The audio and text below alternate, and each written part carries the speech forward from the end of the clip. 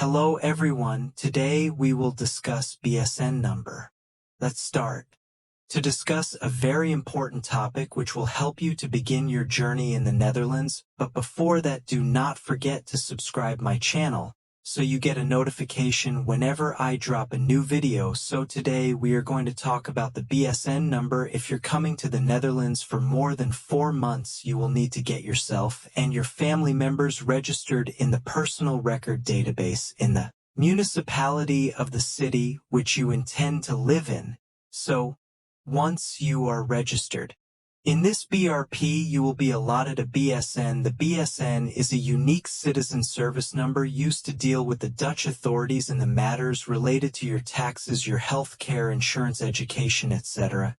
To begin the process, you will need to first book an appointment with the municipality in the city you intend to live in. This can be done by either giving them a call or via their website. On the appointment day, you will need to carry the following documents: your passport, your residency permit, your rental agreement, your marriage certificate, your birth certificate. As mentioned, your marriage certificate and the birth certificate should be upper style, and the process of which I have already mentioned in my previous video. The link is here. So once you submit all your documents to the person, they will register yourself in the BRP, and you will be receiving then your BSN number within 2 to 4 weeks via PostNL on your registered address. There are a couple of things which you should keep in mind if you want to come to the Netherlands for less than 4 months for work or a study. You will need to get yourself registered in the non-resident records to get the BSN. Whenever you change your registered address, you will need to inform the municipality about it. A second thing, all your documents such as your birth certificate and your marriage certificate should be in English, or else it should have English translate.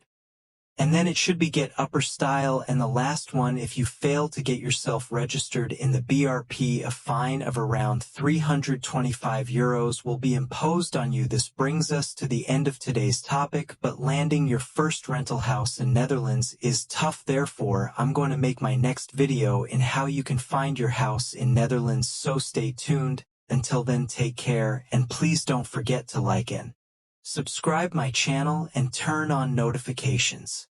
We will continue to discuss further topics related to moving and settling in Netherlands. I also made a video how we can get Chancencard or Opportunity Card in Germany. I will share the link of video in my description.